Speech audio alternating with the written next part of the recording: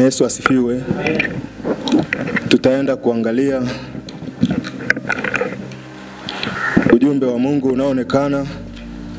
unaopatikana kwenye Mwanzo 6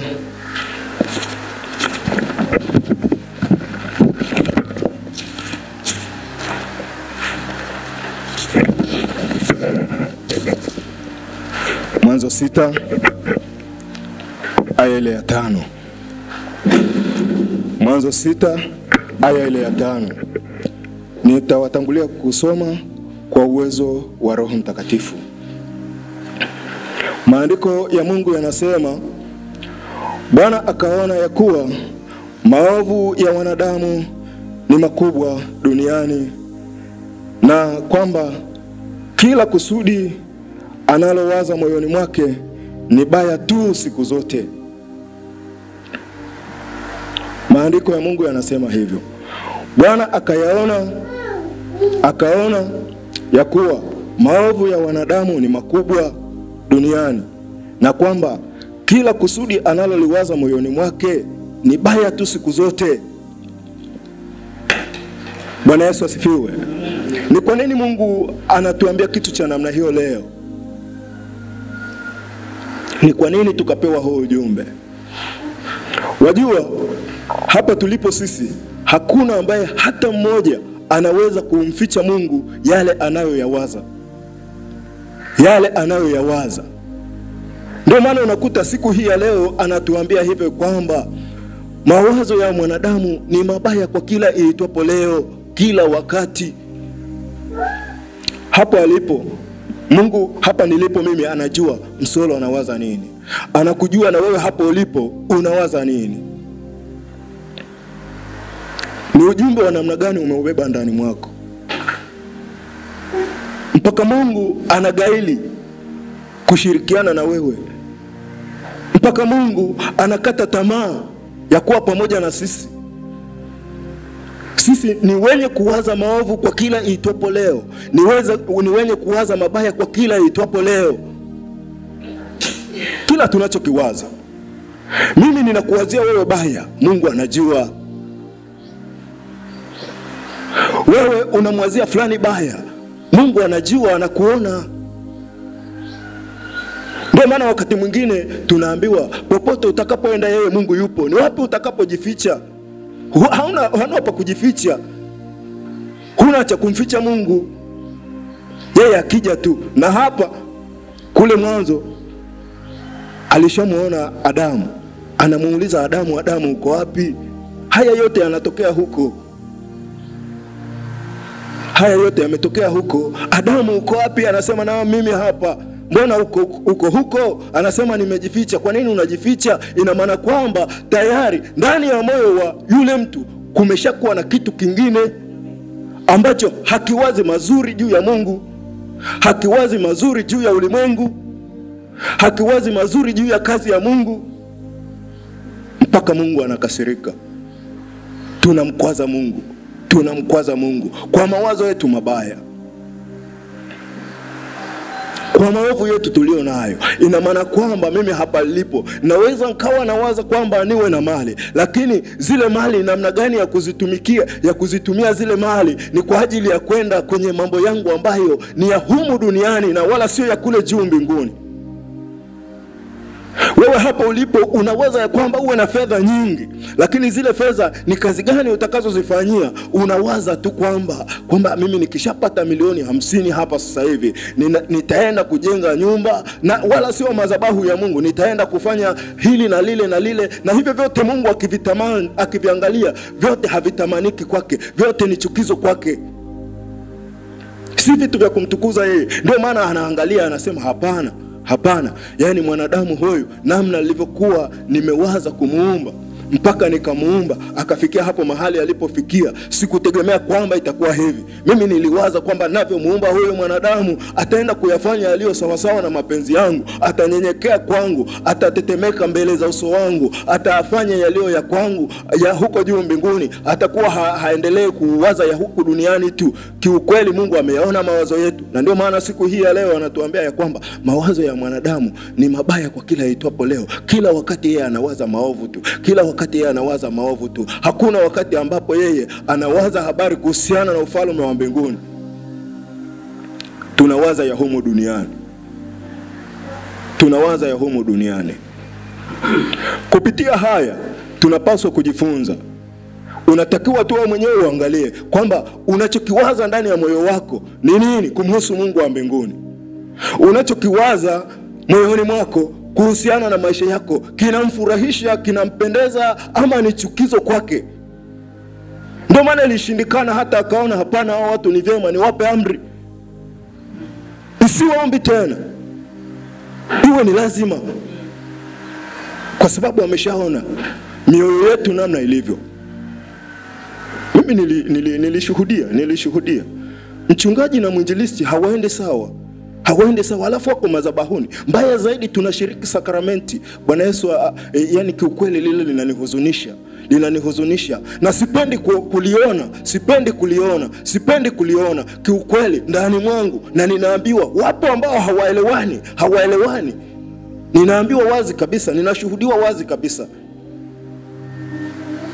Haujui ni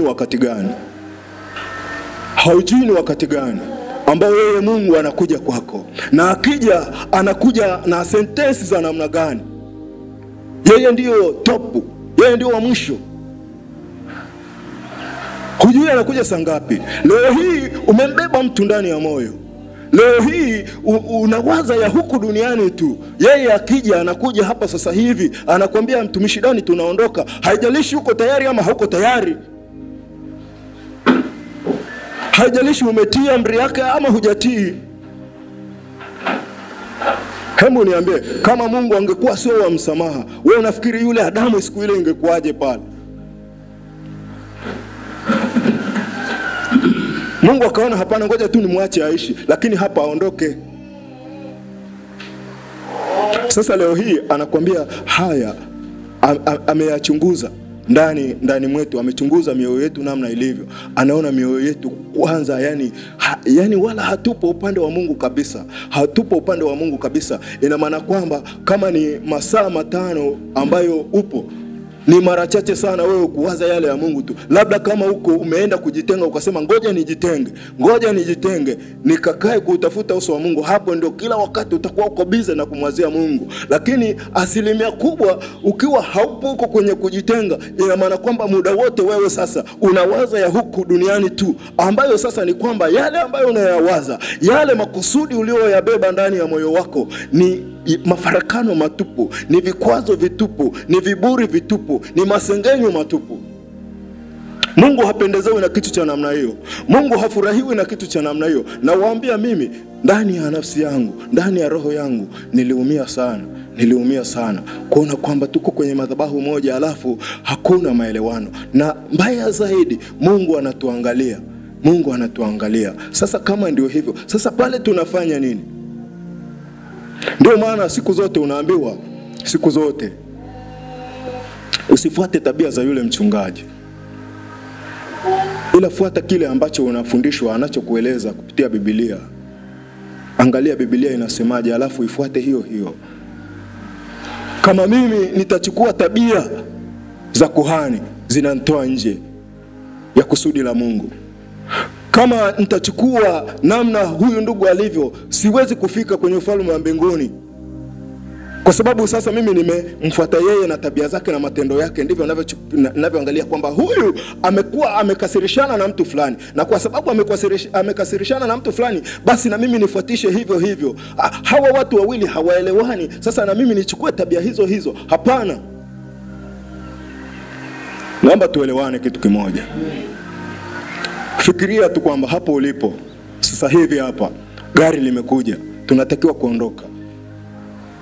Tunaondoka ama tunabaki?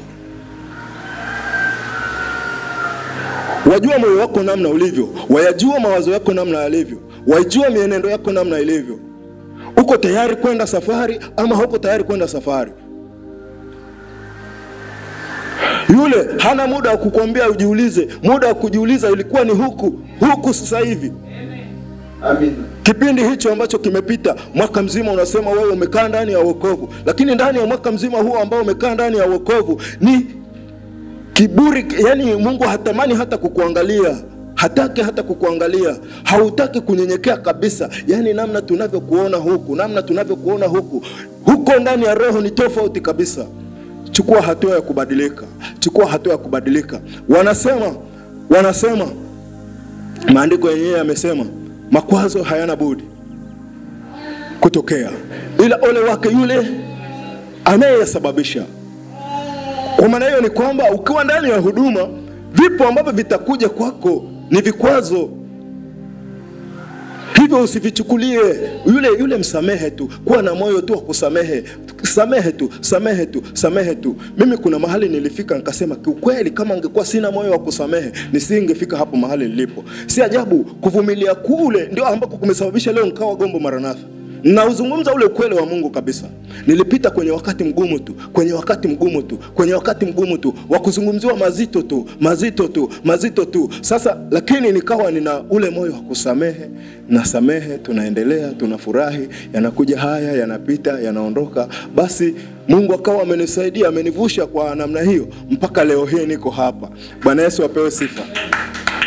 Na ndani ya moyo wangu kuna amani. Ndani ya moyo wangu kuna furaha. Yani nina amani kabisa, nina furaha kabisa. Nilikuwa natamani na wewe hapo ulipo, ikiwa kuna kiasi cha furaha kimepungua ndani mwako, basi leo hii kirejee. Amini tu ya kwamba makwazo hayana budi. Ole wake yule ambaye anafanya nini? Anayaanzisha. Mimi nimeyatengeneza majungu ya kutosha tu ya kueleweka tu. Nimegonganisha watu hapo, nimewagonganisha tu hapo. Halafu nikajitenga zangu pembeni. Mimi ndio nimesababisha. Nikasababisha wewe ukagombana na yule. Tunaelewana? Nimesababisha wewe ukawa huelewani na mama. Naona hiyo. Sasa hiyo haiwahusu wewe na mama. Hiyo inanihusu mimi, ndio nimetengeneza unafiki. Bwana Yesu asifiwe. Sijui tunaelewana lakini sasa ni kwamba wewe kugombanishwa wewe na mama hapo, wewe chukulia tu kwamba hiyo ni njia ya kuvuka. Hilo hautakiwi ulibebe ndani mwako. Angalia kusudi la Mungu alilokupa. Manake endapo utaangalia yale yaliyoletwa, yale yaliyofikishwa pale, ule ujumbe ulioletwa pale, hauwezi ukafika, hauwezi ukalipeleka lile kusudi la Mungu pale mahali ambapo anahitaji lifike kwa siku hiyo ama kwa wakati huo. Na mwisho wa siku ni maswali ambayo Mungu hana budi kukuuliza. Nimekupa Gombo Maranatha Dar es Salaam. Anakuja anakuambia, "Tumishi Dani, nimekupa Gombo Maranatha Dar es Salaam. Hebu nipe hesabu ya wale watu. Nipe idadi. Ni nini ulichokifanya?"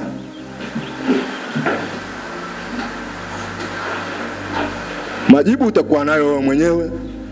Yani hapo utajibu wewe mwenyewe kulingana na namna atakavyokuuliza na namna lakini hapo yeye yule hana kuambia bana subiri baadaye nitakujibu. Hakuna.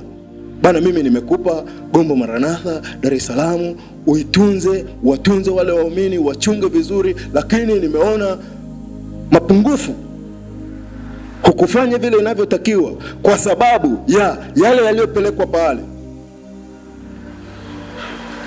Bwana Yesu asifiwe. Naomba tuangalie Warumi mlango wa kwanza aya 28 na 31.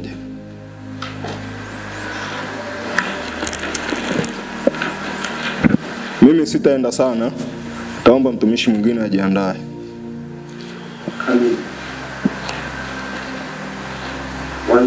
Nimesema Warumi mlango wa kwanza aya 28 mpaka 31. Ninawatangulia kusoma kwa uwezo wa Roho Mtakatifu. Maandiko ya Mungu yanasema, "Na kama walivyokataa kuwa na Mungu katika fahamu zao, Mungu aliwaacha wafuate akili zao zisizofaa, wayafanye yasiyompasa.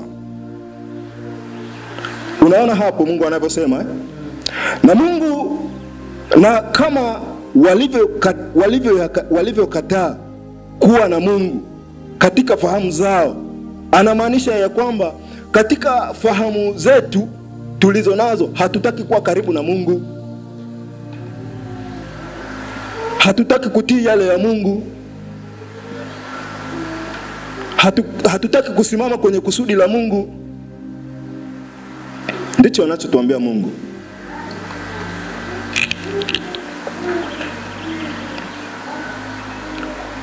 Tunayoyafanya ni yale ambayo hayamstahili Mungu kabisa.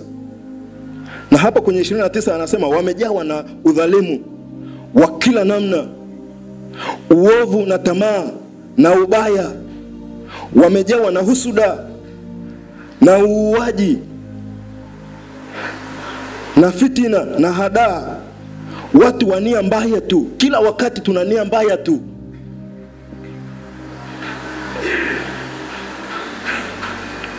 Wenye kusengenya,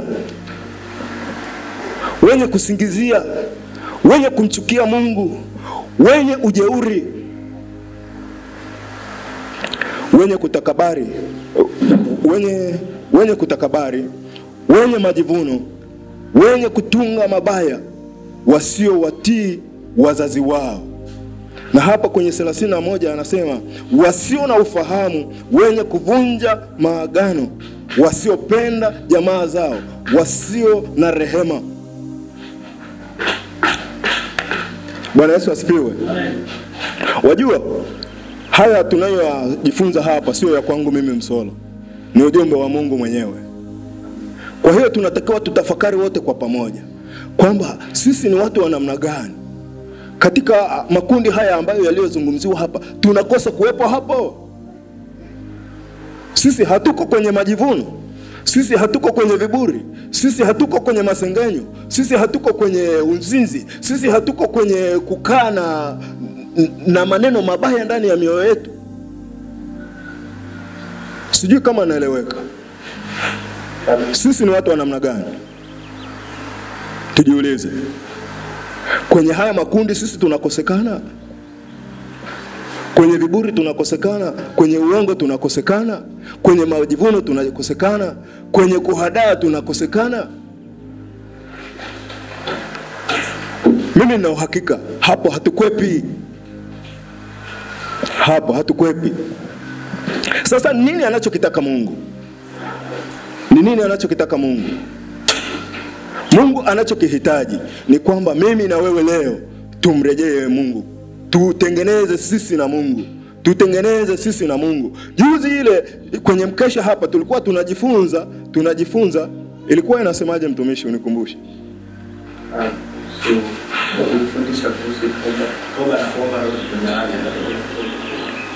Sasa na leo pia vile vile tunachoambiwa ni kwenda kwenye toba, kutubu. Kwa sababu mimi ninasema hivi, ni kwa nini Mungu aulete ujumbe kama huu leo hapa?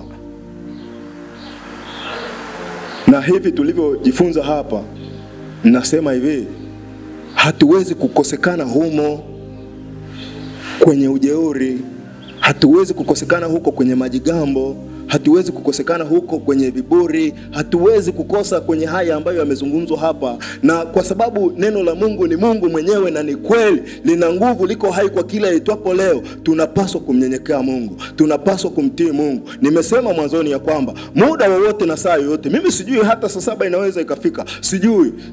Sasa nikoje na Mungu? Ni mimi mwenyewe najua kwamba nikoje mimi na Mungu. Akija hapa na kibali cha kuondoka naye ama sina kibali cha kuondoka naye. Sasa kama sina kibali, niangalie kwamba kinachosababisha nikose kibali ni nini. Ninachotakiwa mimi kuwa nacho ni kibali, ni tiketi ya kwenda huko juu mbinguni. Na kuwa na tiketi ya kwenda huko juu mbinguni ni matendo yako yampendeze Mungu, yamfurahishe Mungu. Mawazo yako yasiwe mabaya kama tulivyoona kule kwenye mwanzo. Mpaka anakasirika, anajuta kwa nini nimemwomba mwanadamu. Kwa sababu nikiangalia namna nilivyokuwa na wazia sivyo. Hapo ulipo wewe, tunachukulia mfano kwamba umepata watoto. Wale watoto unachokitegemea ni kwamba utaona wale watoto wanakutii, wanakuheshimu, wananyenyekea, ni waelewa, wanaelewa kile unachowaelekeza. Lakini leo hii umekuwa na watoto tena wengi tu, lakini yale unayowaambia sio wanayoyafanya. Hebu niambie, utachukua maamuzi gani? Utasema tu hao watoto basi bana, hata tena wala hata sihitaji kuwaona. Lakini Mungu tuliye naye ni Mungu wa rehema, ni Mungu wa huruma, ni mwepesi na ni mrahisi sana wa kugaili kutenda mabaya. Tulishuhudia Sodoma na Gomora. Sodoma na Gomora, tumeiona humu kwenye Biblia. Wale ni watu ambao walikuwa wamemkasirisha Mungu kwa kiwango kikubwa sana. Na yeye Mungu mwenyewe alichukua maamuzi yake. Lakini pia vile vile tuliona hata ile safina namna ilitengenezwa Mungu wakati anaitengeneza ile, ni kwa sababu ya haya ambayo tunayazungumzia leo hii, kwamba wanadamu ambao wanaishi kwenye ulimwengu kwa wakati huo, au tuseme kwa wakati huu, hawayatendi yanayomfurahisha Mungu wa mbinguni, hawayatendi yanayompendeza Mungu Baba wa mbinguni. Bwana Yesu asifiwe. Bwana Yesu asifiwe. Hilo somo ni refu, lakini mimi niliyoruhusiwa kuyazungumza ni haya. Hebu wewe hapo ulipo, fikiria tu kwamba ni kitu cha namna gani kinachokunyima tiketi ya wewe kwenda mbinguni. Hata ni leo hii, hata ni majira haya, kuambiwa Bwana mwanangu nimekuja, nahitaji tuondoke. Eleza wewe mwenyewe kwamba unafaa tuondoke ama haufai tuondoke. Wewe mwenyewe unaweza ukasema kiukweli, Baba, namna nilivyo sifai kuondoka na wewe. Hasa ni kwa sababu gani hufai wakati uko ndani ya wokovu kwa kila itwapo leo? Ni kwa sababu gani? Hebu chukua hatua. Kama kuna mahali ambapo wewe mwenyewe umeshindwa kuacha, ruhusu leo mpenyo wa Roho Mtakatifu uingie ndani mwako, ili Roho Mtakatifu mwenyewe ayashughulikie hayo. Tunasema moja kwa moja kwamba kuna ambayo sisi wanadamu hatuyawezi, lakini Mungu yeye hakuna hata moja linalomshinda. Hakuna hata moja linalofanya nini? Linalomshinda. Hebu na tumwambie Mungu atusaidie. Naomba usimame hapo ulipo. Taimba pambio fupi. Watujua vyema Bwana, watujua vyema Bwana, watujua vyema Bwana, tukoje mbele zako. Watujua vyema, watujua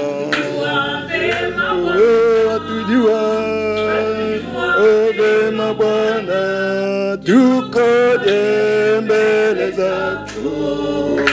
Wayajua mawazo yetu, wayajua mawazo yetu, watujua vyema Bwana, tukoje mbele zako. Watujua vyema, watujua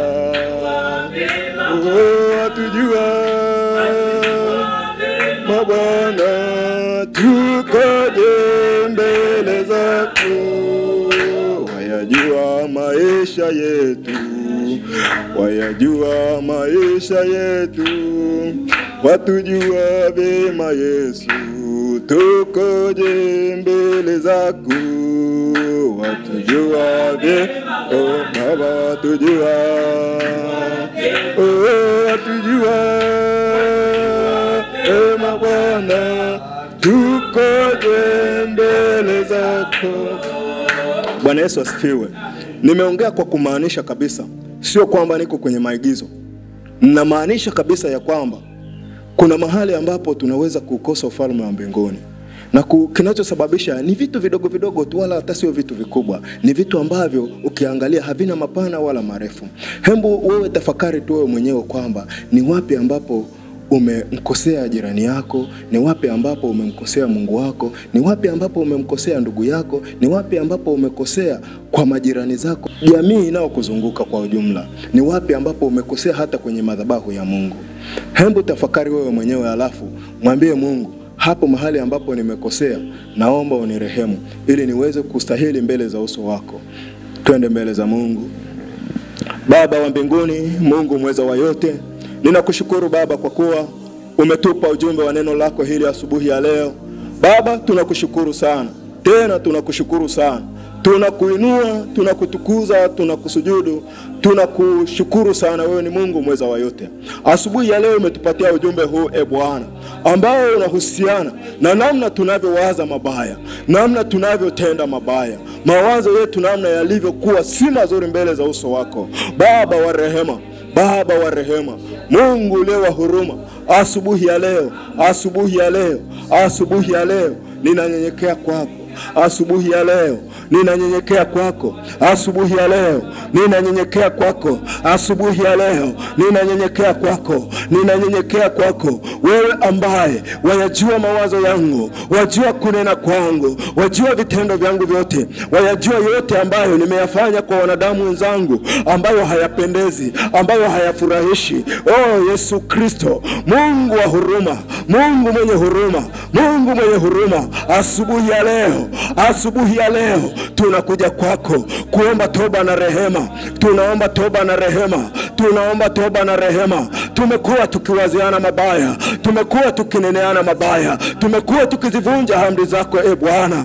Ukasema ya kwamba mpende jirani yako kama unavyojipenda mwenyewe. Baba wa rehema, yamkini mimi siwapendi wadogo zangu, yamkini siwapendi Watanzania wenzangu, yamkini nimekuwa nikiwanyoshea vidole, yamkini nimekuwa kwenye masengenyo, yamkini nimekuwa kwenye viburi, yamkini nimekuwa mahali ambapo Bwana saa hii ninashindwa kuvuka, saa hii ninashindwa kuvuka, saa hii ninashindwa kufika mahali ambapo panakupendeza, ambapo panakufurahisha, ambapo ni kusudio lako.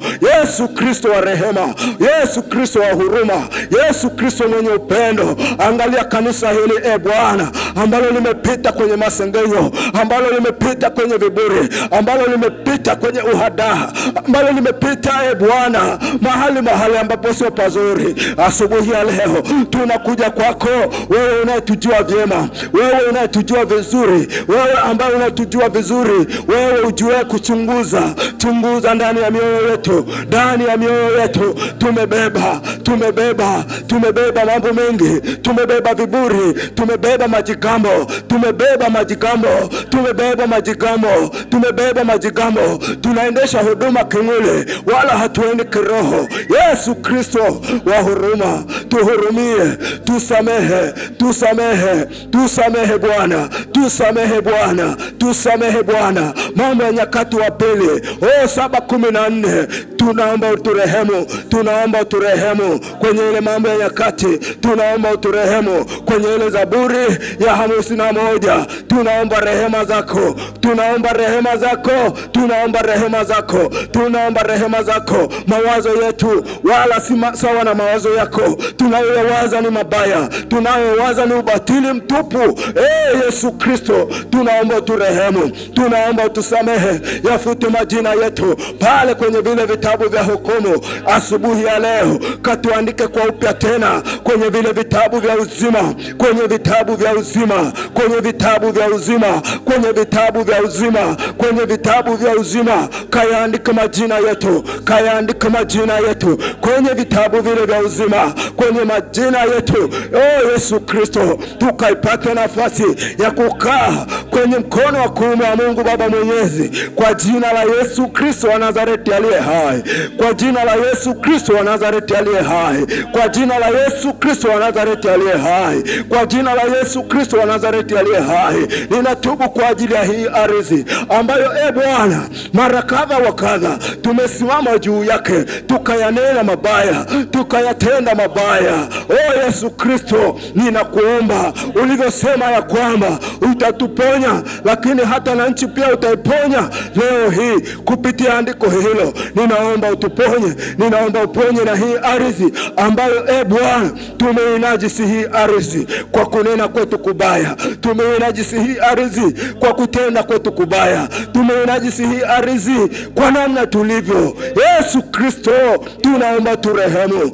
Yesu Kristo, ninaomba msamaha wako upite ndani yetu, ndani ya taifa letu, ndani ya taifa letu, ndani ya taifa letu la Jamhuri ya Muungano wa Tanzania.